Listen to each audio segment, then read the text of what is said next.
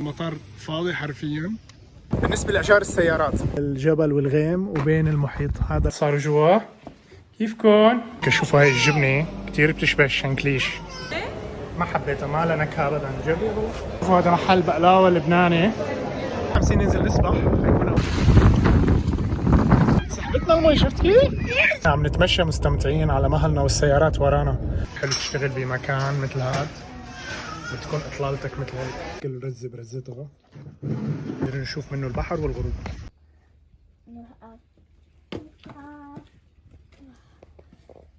نروح ريو وكمان كتير شغلات هذا العب من هون من هذيك. هلا رايحين على جزيرة قريبة من المغرب، هي جزيرة إسبانية. درجة الحرارة هنيك تقريبا 30 هلا، وهون ببلجيكا مطر. عم نستنى التاكسي تجي مشان ننطلق على المطار.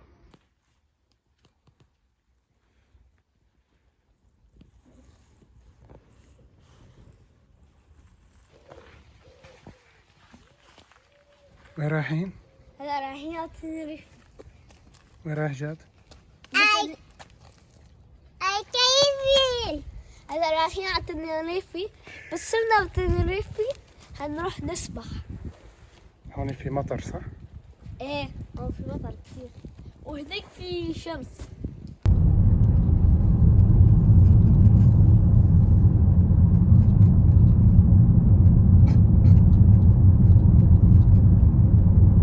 شوفوا هاي أول مرة حنسافر من مطار أنتوربن، بس اللي صدمني إنه شوفوا فاضي. المطار فاضي حرفيا. كتير حلو تسافروا من مطار يكون ما في زحمة. هاي أول مرة. هذا مطار أنتوربن، أصلا ما كنت بعرف إنه في مطار.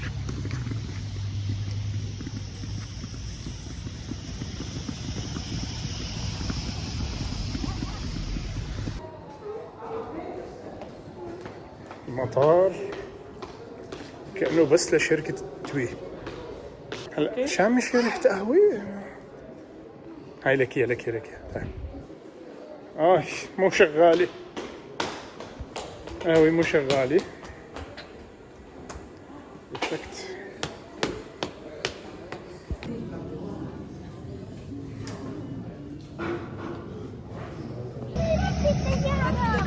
زين.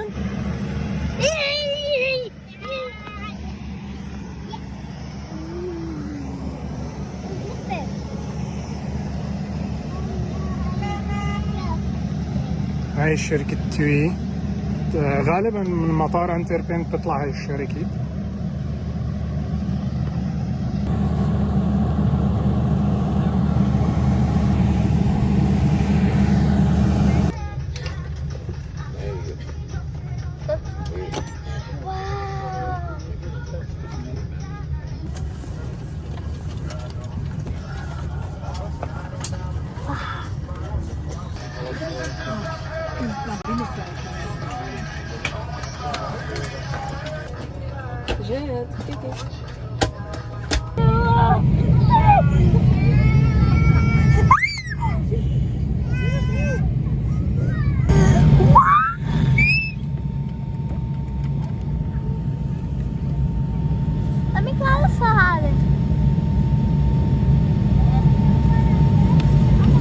جد شو عطوله زين بالطيارة؟ شو عطوك؟ عطونا بوكيا ويولابات فينا نلعب فيها. هي اللعبة كارتشز.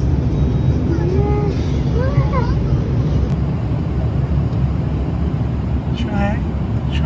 ايكيا.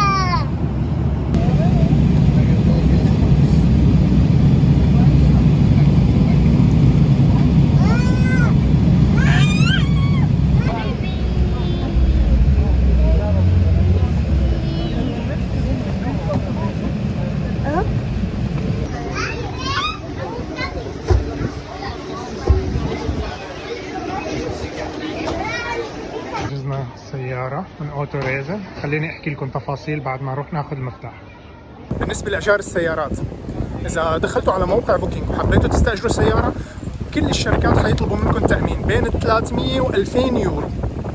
أما في حال أنتم دورتوا على شركة ما تكون موجودة على بوكينج، في احتمال كتير كبير تلاقوا شركات موجودة كمان بالمطار بس ما موجودة على موقع بوكينج، ما بيطلبوا منكم تأمين، وما بيطلبوا منكم تدفعوا لكراسي الأطفال كمان. عمليا ممكن توفروا 50% من أجار السيارة، يعني بدل 400 بتدفعوا 200.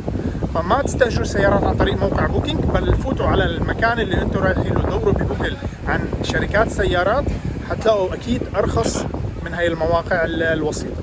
من هون حناخذ الكراسي الأطفال، السيارة هنيك، خلونا ناخذهم. هون بيقول لك إنه خلص روح خذ لحالك. هاخذ كرسي لجاد وكرسي لزين. احنا طلبنا تيكروس، هاي ما شاء الله اعطونا التيروك، يعني ما في فرق، تيروك تيكروس نفس الشيء تقريبا. هاي السيارة ما شاء الله حنتفحصها منيح اذا فيها اي خدوش.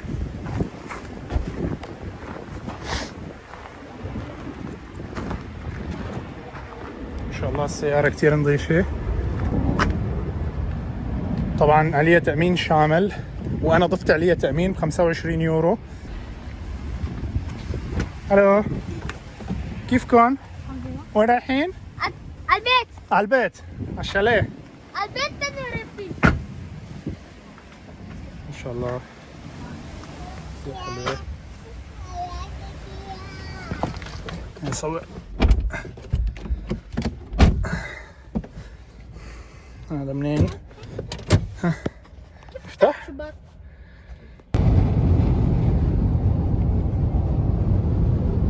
ما شاء الله شوفوا طبيعة بركانية تنريفي، يعني ما في خضار لأنها طبيعة بركانية، تحسوا حالكم بأفريقيا. بس ما شاء الله لاحظت هلا على اليمين في هون المحيط الأطلسي، شوفوا الموج كتير عالي، وهلا لما عم سوق السيارة الهواء كتير قوي كتير، يعني بدكم تديروا بالكم كتير منيح بالسواقة. شوفوا ما شاء الله الموج ما أعلاه. بشمال الجزيرة دائما الموج عالي بيكون، وبالجنوب بيكون الموج أهدى، لهيك السباحة بجنوب الجزيرة بيكون أحسن. بس شوفوا ما شاء الله الطبيعة كتير حلوة، يعني احنا متعودين على مايوركا طبيعة خضراء، هون أول مرة نروح على طبيعة بركانية. درجة الحرارة 25، هلا رايحين نستلم الشاليه. شوفوا هنيك محلى، شوفوا محلى، راحة نفسية.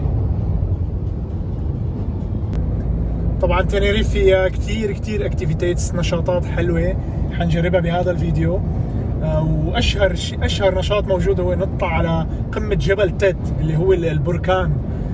تنريفي فيها بركان كتير عالي ومرتفع، وطلع عليه كتير حلوة. حنشوف بعدين ممكن نطلع عليه بالموتور الرباعي او ممكن نطلع بالتلفريك. المهم تابعوا الفيديو للأخير لأنه في كتير نشاطات ومعلومات كتير مهمة عن هاي الجزيرة. بيس فيديو.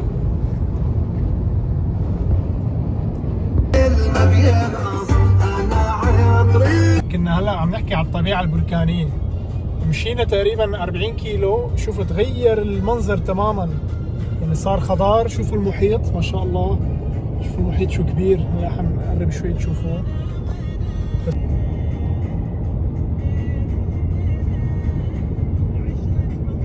شوفوا ما شاء الله شو حلو، شوفوا الازرق ما له نهاية. وصلنا ما شاء الله، شوفوا المكان شو حلو، شوفوا الغيم فوق، شفتوا الجبل هون الغيم. نحن هون اخذين بهذا، رح احط لكم اسم الاوتيل اللي اخذينه نحن، صاير بين الجبل والغيم وبين المحيط. هذا المحيط، شوفوا في ملاعب تنس كمان تابعة للمكان. شو زين، عجبتك؟ ايه. اسمع شوي، كتير هدوء، ما كالم. ايه. هاي مزين. هاي السيارة هنيك.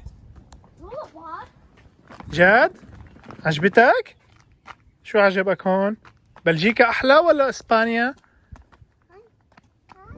جد أحلى؟ إنه أحلى بلجيكا ولا إسبانيا؟ بانشيكا. بعدين شوفوا أحلى. الأولاد صاروا جوا. كيفكن؟ الحمد لله. ما شاء الله نظيف. تعالوا اشلحوا هون، اشلحوا هون، ما بلا نوسخوا الأرض نظيفة. اشلحوا هون، خلونا ما شاء الله هذا تخت مزدوج. شوفوا جديد. يمكن البرادة تفتح البرادة؟ بالليل هون بيصير برد هون مو مثل مايوركا على فكرة.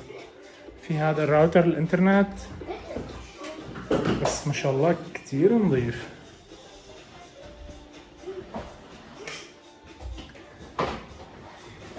المطبخ شوفوا ما أحلاه جديد كأنه ريحة الدهان.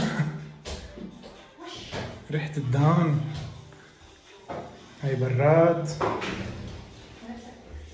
اوي ما شاء الله بس ما في كهرباء. شوفوا هون أحلى التخت. هاي التخت مزدوج بيجنن. هاي خزانة. هاي خزانة كبيرة. بات من ايكيا. دول تبع ايكيا. هاي هون التراس تبعنا. شوفوا هذا الحمام. شوفوا هون. هلا هلا. شو عملت؟ شو عملت؟ هاي السشوار.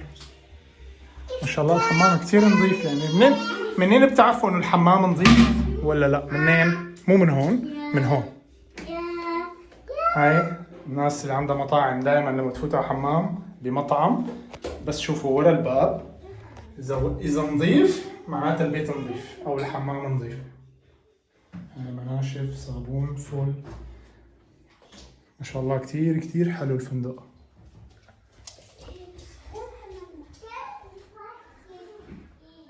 هون هاي صندوق سيفتي. هاي شوفوا كتير مناشف نظيفة. كاسات. كان موي توستر. بس بدي فرجيكم قديش نظيف. يعني هاي التوستر جديدة 100% كأنه هلا مجددين الابارتمنت كلها على الموسم. بابا جديدة يعني ما فيها ابدا. حتى هذا سخان المي يعني كتير جديد. بابا شو؟ هاي كمان كوفي ماشين كمان كتير جديدة. حاطين حتى صحن فيه كوكيس وسكر. شوفوا الليدل هون شو مرتب. فرق كبير ها.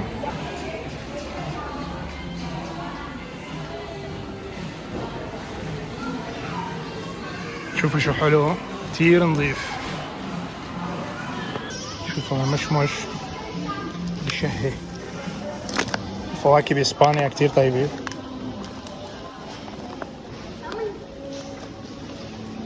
شوفوا الخضرة محلاها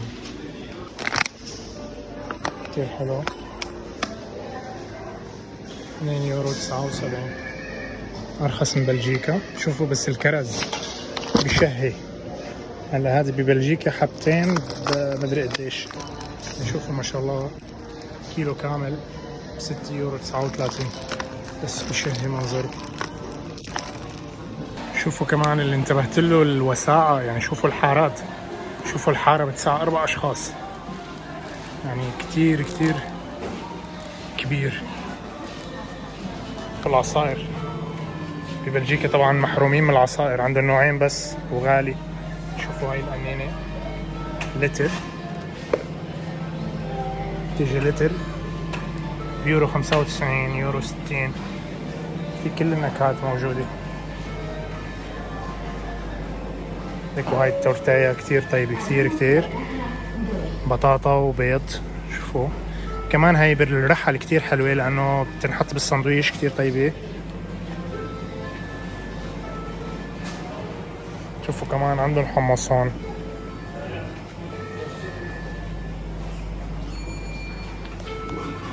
هذا عصير فواكه حمراء فيها رمان وفي نوع فواكه تاني ما عرفت شو هو بس هذا بيورو ونص. تخيلوا لتر.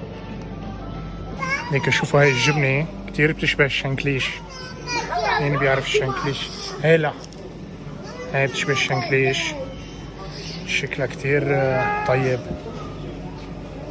احنا نستنى ام زين تقرا لنا شو هي. بس انا شايف هاي جبنة الماعز مرسوم عليها.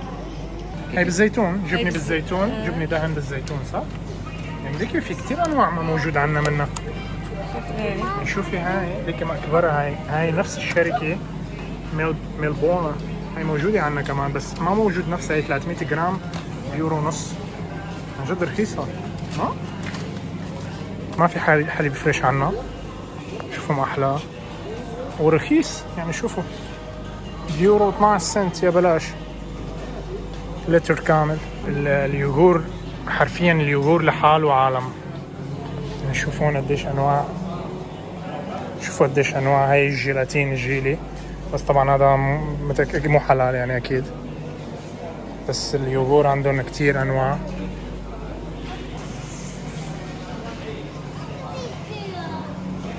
هون لقينا بقلاوة مبين ما في قطر كتير بس 5 يورو يعني سعرها 5 يورو. لك كم حبة بس. شو لقيت لك كمان؟ شو اوي مربى التين. يا شو حلو. شوفوا هذا مربى الرمان. شغلات كتير غريبة. مربى الرمان ومربى تين معروف بس مربى الرمان كيف بيكون. شوفوا هي عجبتني انا كنت بدي اشتريها فقالت لي مرتي هاي دنب الخنزير بيقلوها من دنب الخنزير. شوفوا شي مرة بحياتكم شفتوا شيبس بالليمون؟ نحن ضايعين ببلجيكا على فكرة يعني ما في هيك دلال هيك شغلات غريبة. وزيت الزيتون الفرق ب4 يورو 80 سنت اللتر. شفتوا؟ هذا ببلجيكا 8 وشوي 8 ونص تقريبا بالليدر. هذا ب 4.80 وهذا اللتر نوع ثاني ب 4.75. زيت الزيتون هون كتير ارخص. هاي البيستاش اغلى من بلجيكا 2 يورو 80. هون اغلى. شوفوا هذا الميس بيورو 24 بالضبط الضعف سعره ببلجيكا 2 يورو 50. تسوقنا تقريبا عن اسبوع. شايفين اخذنا خس ونقاري شيبسات كورن. اخذنا بيض. اخذنا زيت زيتون ومربى وملح فلفل اسود عصاير مي شاي قهوة. اخذنا فواكه خلاص لول. اخذنا لجاد لعبة. ورجينا اللعبة. واو هاي للبحر. شوفوا هالمكان شو حلو. هلا هون غروب الشمس. شوفوا هذا الغروب. شوفوا هذا البحر.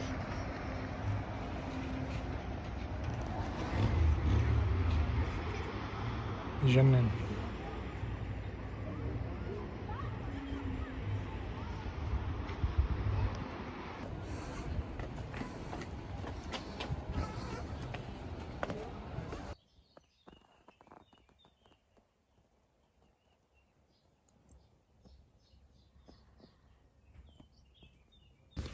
هلا المكان اللي رايحين له درجة الحرارة 25 والمي حتصير درجتها 22 على الساعة 12 تقريبا. كندرة وين رايحين هلا؟ رايحين أول على السوبر ماركت وبعدين رايحين على البحر. اوكي وانت وين رايح؟ جاد؟ وين رايح جاد؟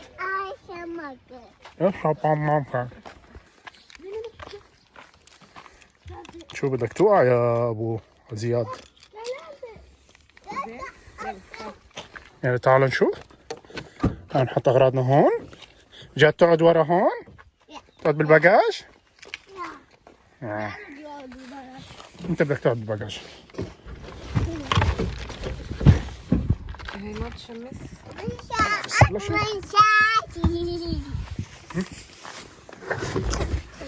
يلا حطوا كل شيء. يلا جاد تقعد هون. تقعد هون. لك اقعد هون. لك ليش ورا احلى؟ طيب يلا اطلع. بتعرف تحط الحزام؟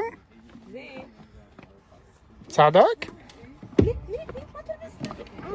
رايحين هلا على منطقة اسمها بلايا دولاس تيريسيتاس.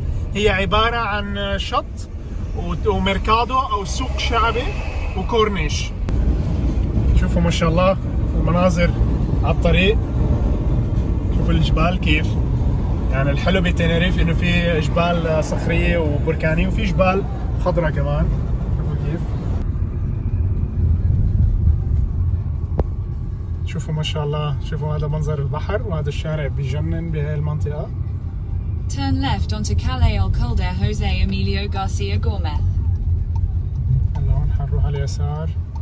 شوفوا البحر.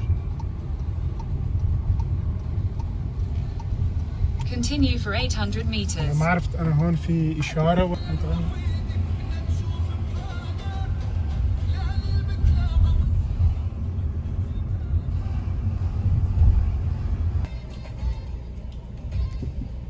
شوفي هون، شوفوا هون الميركادو.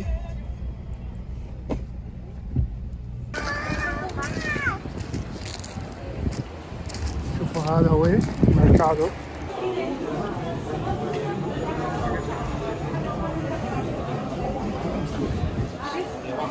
شو حلو، حلو، دخلة رائعة. محلات ورد أول ما بتدخلوا.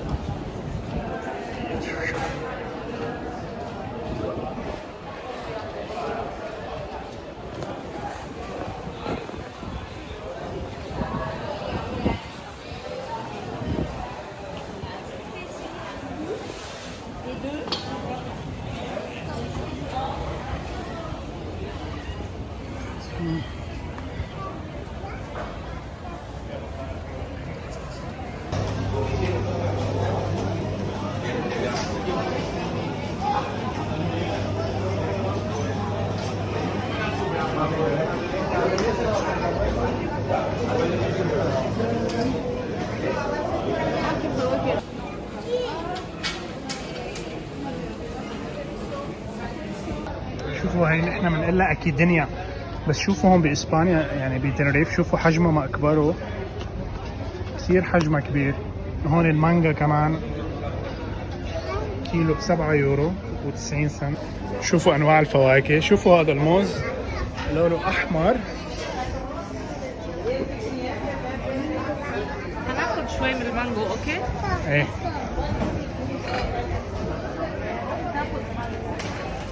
شوفوا هذا الفواكه. هذا ما بعرف شو اسمه، اكتبوا لي بالتعليقات شو اسمه. هاي كتير حرة. هاي فليفلي كتير حرة. هاي ما تلمسها بايدك، كتير حرة. ها شوفوا هاي دراجون فروت. شوفوا القطعة الوحدة ب3 يورو. هاي سعرها 3 يورو. هلا حاب جربها لأول مرة، ولا مرة جربتها. شوفوا هاي السيدة ما شاء الله كتير كبيرة بالسن ولسه عم تشتغل وتبيع. خلونا هلا نجرب الفواكه. شوفوا هاي بتشبه الاكيدينيا عنا، نحن بسوريا بنقول لها اكيدينيا، بس هي مو اكيدينيا. انا اول ما شفتها فكرتها اكيدينيا. ما بعرف الاكيدينيا شو بتقولوا لها بالبلد عندكم، نحن بسوريا هيك بنقول لها. بس على كل انا هاي خلينا نجربها لاول مره. هلا حسب ما قالت لي انه هاي لازم تاكل البذر اللي بقلبها، القشره ما بتتاكل، بعكس الاكيدينيا طبعا.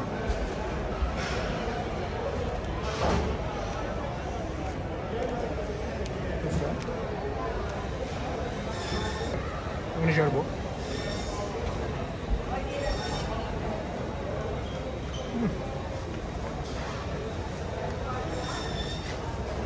اول مره بدوق هيك فواكه.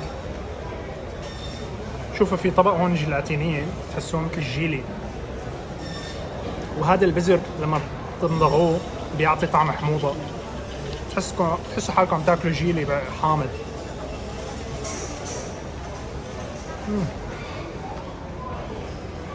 طعمها طيب وطعمها حلو، حلو مع حامض. طعمها طيب. شوفوا هاي الدراجون فروت. هاي بتيجي قطعتين مغلفين مع معلقه، لونها ابيض من جوا. شوفوا هيك بالمعلقه. وانا هي اول مره حجرب الدراجون فروت، ولا مره جربتها ببلجيكا تقريبا، ما بعرف اذا موجوده اصلا.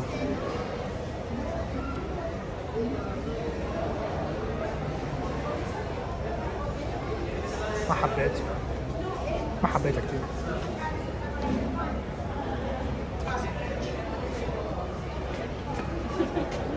هذا بالكاميرا. طيبة؟ طيبة؟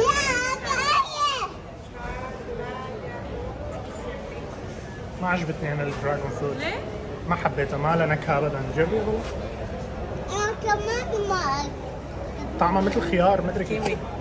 كيوي؟ لا الكيوي طعمه قوي، بس هي طعمها مدري كيف ما لها طعم مثل خيار. شوفوا هي لونها احمر، طبعا هاي بتلوغ الايدين، يعني شوفوا الايدين بتوسخ كثير. بركي بتكون اطيب من اللون الابيض. هي دراجون فروت حمراء.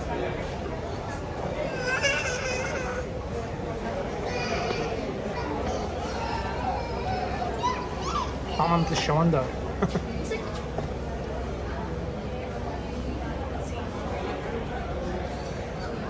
طعمها مدري كيف، في ملوحة جد تشبه طعمة الشوندر، بس كفواكه ما أنا من النوع اللي عجبتني بصراحة. خليني ندوقها. تعال دوقها زين. قريت شوي لعندك. شو ما لحقت تاكله؟ طيبة.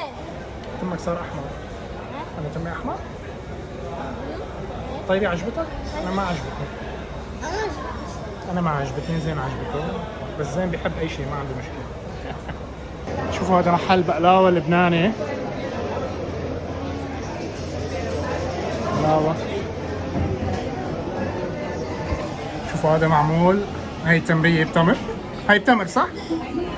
هاي جوز وهاي بفستق.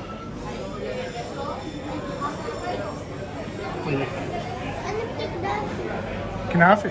ما في كنافة بابا عندها. عندها معمول. عندك معمول؟ طيب ممكن ناخذ 2 من كل وحدة؟ شوف هذا المحل ما أحلاه، بنص تنيريفة.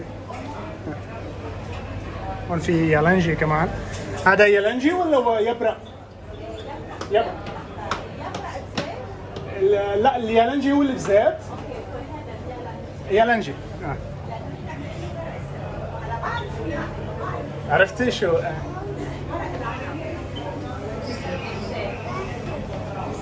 اللي بزيت نحن بنعمله بخضره، يعني بدون لحمه. اليبرق بنحط له لحمه من فوق. تمام.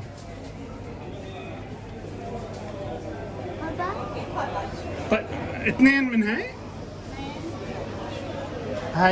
هاي بجوز. و2 من هاي كمان. بدك بقلاوة؟ هلا هاي بدنا ناخذ الفستق. هاي فستق. 2. وحناخذ كمان 2 من البقلاوة هون. هاي اللي بفستق. هاي. ايه تمام هيك بكفي. من زمان فاتحين هون؟ وكيف بتكون الحركة بالشتاء؟ عن جد؟ يمكن الأوروبيين بيجوا من اسكندنافيا وهيك بيكون برد هنيك. حتى بالشتاء.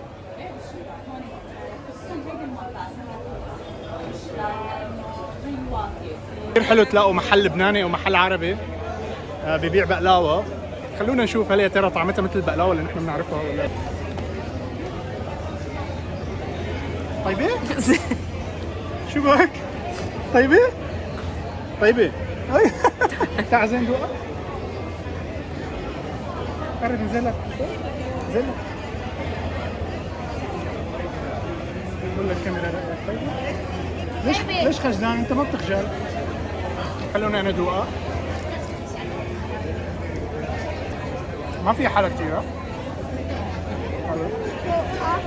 ندوقها؟ تدوق ايه انت؟ اعطيني اياه. راح ندوق مع بابا. معمول اللي بجوز. شوفوا كمان بتحب يحطوا لها سكر ناعم. انا بدي اجرب اللي بالفستق الحلبي، بس ما اعرف اي وحده. نجربها.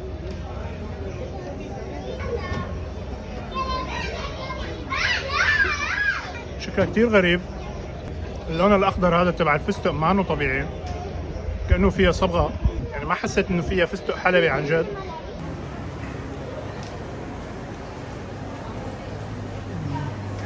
greeting ما of شاء the San الله. Andres.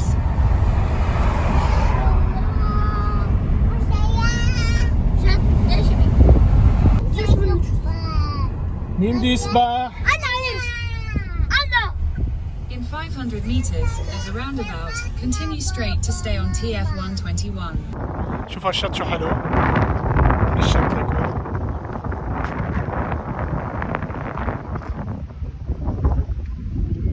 وهذا الباركينج بابليك. جبال. شايفين جبال؟ شوفوا يعني صاير جبال على الكل داير مدار، وهنيك صاير الشط.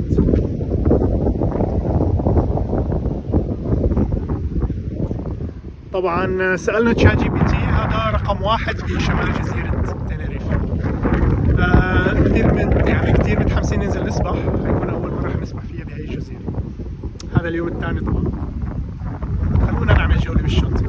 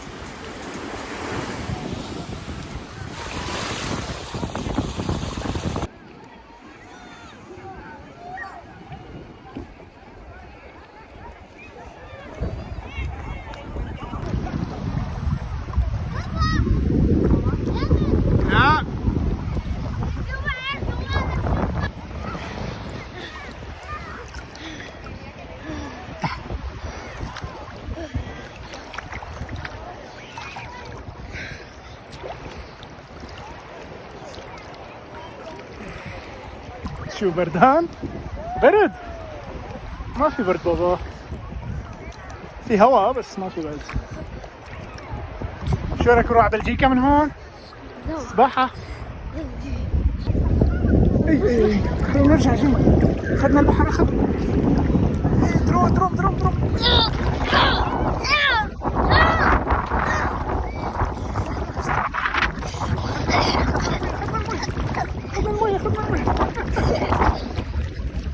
كيف اخذنا المي؟ اطلع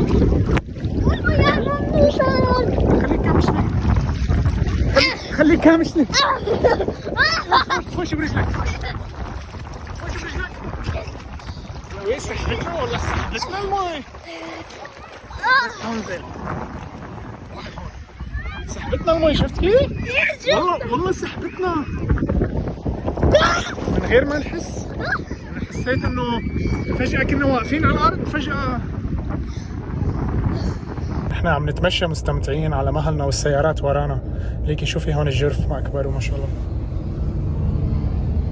منحدر كتير قاسي، لازم كتير تنتبهوا. الأبنية بتنريف بتلاقوها كلها ملونة، يعني ما بعرف إذا بيعملوا هاي الشيء عن قصد ولا إنه هيك ذوقهم. يعني كل واحد بيلون بيته بلون، بتلاقي أحمر، بتلاقي أورنج، بتلاقي أبيض. البيوت كلها ملونة. الليد الموجود بكل مكان، يعني أي مكان بتروحوا بتستأجروا شقة، الليد الموجود. يعني بتقدروا تروحوا تتسوقوا لأسبوع أو أسبوعين للفترة اللي انتوا قاعدينها، فما بتاكلوا هم. يعني احنا عم نحكي على الليدل انه اوسع من بلجيكا الحارات. شوفوا هذا الميركادونا، عجبني انه بالنص ما بيحطوا شيء. شوفوا مساحة، يعني ما بتحس حالك انه مغابب على قلبك. واو ميركادونا. هلا بدي افرجيكم الاطلالة تبع السوبر ماركت. خلينا نشوف الاسعار كيف. شوفوا هون، خلينا نشوف الاكل البحري. هاي الاكل البحري، سمك فيليه، فينو سمك دورادة منطفينه جاهز ما؟ لا ممتاز. هي دورادة ولا لوبينا؟ لوبينا. هي هلا هي نفسها هاي؟ ايه لوبينا مو دورادة. لا هي الدورادة. دورادة في منها هون. ما شاء الله. شوفوا هذا سمك فريش كله، شوفوا النظافة يعني ما شاء الله، عم يلمع المحل ديكور. شوفوا شو هذا. شوفوا هون الأسماك عندهم كتير حلوة. شوفوا لقينا هاد صار 4 يورو. هذا بيجي مثل فواكه بحر مشكلة. هذا كتير حلو، بينعمل بايا. هلا حنعمل بايا بالبيت، بايا أكلة إسبانية. كل ما بنروح على إسبانيا بناكل منها، بس هالمرة حنعملها بالبيت وحنجربها بشي مطعم تاني كمان ونشوف. تونة بشو؟ شوفها بس. هي شو سعرها؟ شوفوا هاي البيتزا 2 يورو 60. تخيلوا هاي بالتونة والزيتون. شوفوا في كتير انواع. شو في انواع تانية فيجيتاريس؟ هاي مشان اذا رحنا البحر كتير حلو ناخذها معنا. لا هي يم. كنتوا توهوا في كتير باللحم الخنزير. هاي مارغريتا. هي مارغريتا هاي. هاي 4 تشيز كمان. وهاي لحمي، ما هاي لحمي. حناخذ هاي 4 تشيز. هاي 4 تشيز كتير طيبة كمان. انه بالوسط فاضي، النص هون فاضي ما بنحط بضاعة. يعني شوفوا كيف الوساعة، يعني عن جد الزبون بينشرح صدره هون للبضاعة. يعني شوفوا انواع البيتزايات. شوفوا غير اللي شفناه هلا من شوي، في هون كمان تقريبا نفس السعر. ليكي على فكرة في ليكي هاي بالمشروم. شوفوا هذا ميركادونا. لقينا حمص. قد ايش سعر هذا الحمص؟ يورو؟ يعني ببلجيكا 80 سنت تقريبا، ما في فرق. بس هذا حجمه اكبر، هذا 240 جرام. خلينا نجربه. هذا بفليفلي. لا بلا بفليفلي، حناخده سادة مع زيت زيتون وخلص. شوفوا تشكيلة الأجبان عندهم كتير حلوة. شوفوا بيعملوها على أشكال أوالي. شوفوا قالب الجبنة هات، يعني شوي بضاعتهم غريبة مختلفة عن الشيء اللي نحن المتعودين عليه، ليدل ألدي. يعني لما بتروحوا على سوبر ماركت يعني خاص بالبلد اللي رايحين له بتلاقوا فيه بضاعة مختلفة. يعني بنصح أنا بهذا الشيء. شوفوا هذا رز خاص للباية. هاي هي الباية. هذا رز خاص فيه، هناخده. شوفوا شي مرة شفته السوبر ماركت بهي الإطلالة. شوفوا البحر وين، هيك البحر هذا كله بحر. شوفوا هالإطلالة ما أحلاها. حلو تشتغل بمكان مثل هاد بتكون إطلالتك مثل هيك. هلا أنا بصراحة بشتغل كاشير، ما عندي أي مشكلة إذا الإطلالة كل يوم الصبح هيك.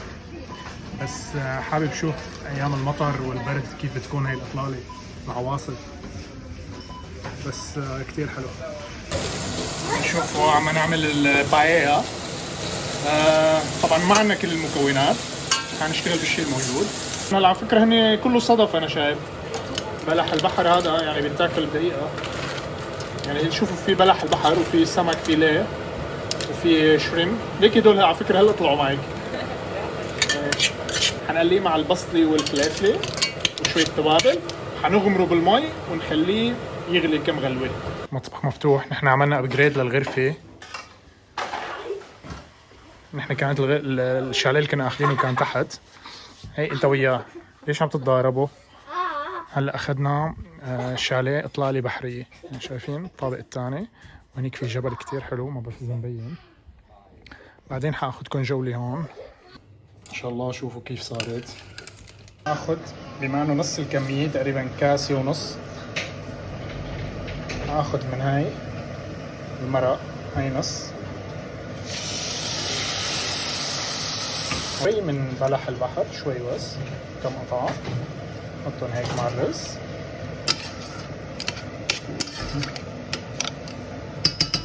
هاي البايا صارت جاهزه. هاي البيتزا تبع ميركادونا 4 تشيز 4 انواع. كتير حلو انه لما تاخذوا شاليه يكون في فول اكويبمنت بالمطبخ. هاي 4 تشيز. شوفوا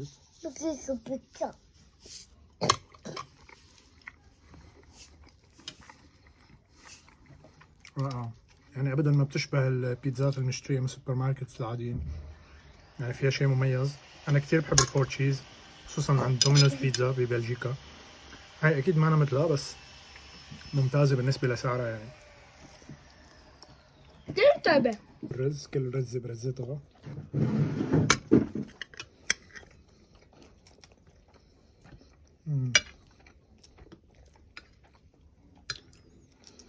عن جد طعمها مثل البايا اللي اكلتها بمدريد. بمايوركا اكلنا بايا كتير كتير طيبة. بصراحة هاي كمان كتير طيبة. هذا هي. مشروع يوتيوب. ورجيني اياها. هاي بارح البحر. حنختم هذا الفيديو بمنظر للغروب. 12 دقيقة محل ما لنا ساكنين. أول مرة حنروح لهذا المكان. هو صاير مثل جرف صخري نقدر نشوف منه البحر والغروب.